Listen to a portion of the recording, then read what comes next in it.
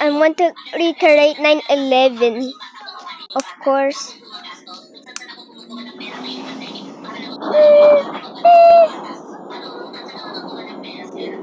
Plane takeoff. Oh no. Oh my god, what the?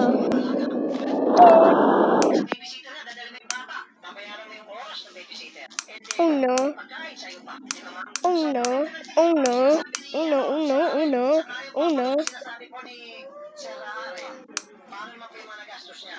Ayoko na si mangyari ma'am yung mga nangyari ng panahon dito na pinalaga yung baby. Sige, palaga muna natin dyan.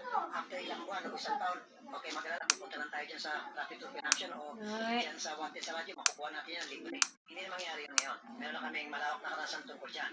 Kasi naabuso na po yung programa. Namin, maging sobrang po yung ginagawa nila sa akin. Kaya hayaan ko na lang po para sa kanila yung anak ko. Ma'am, of course, may karapatan tayo sa anak ko.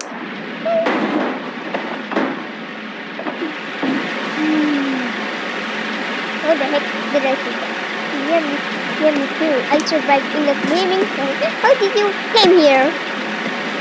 Piercer!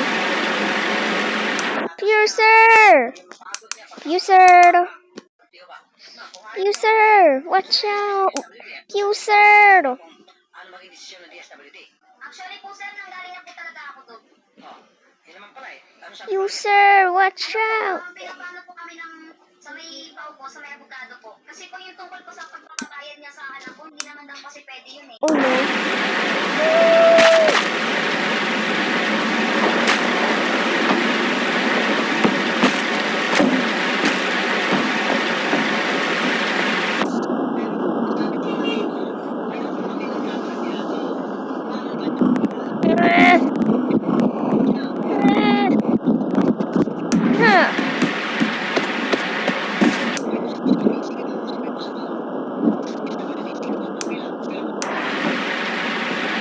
Oh my god, the Twin Towers.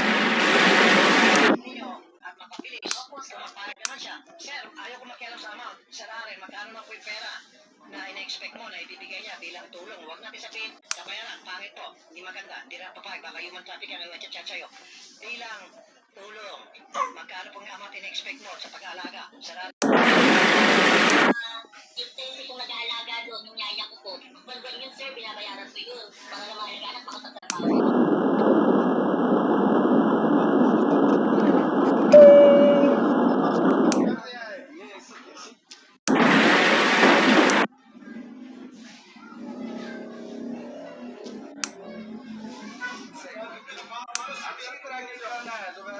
Ground Zero.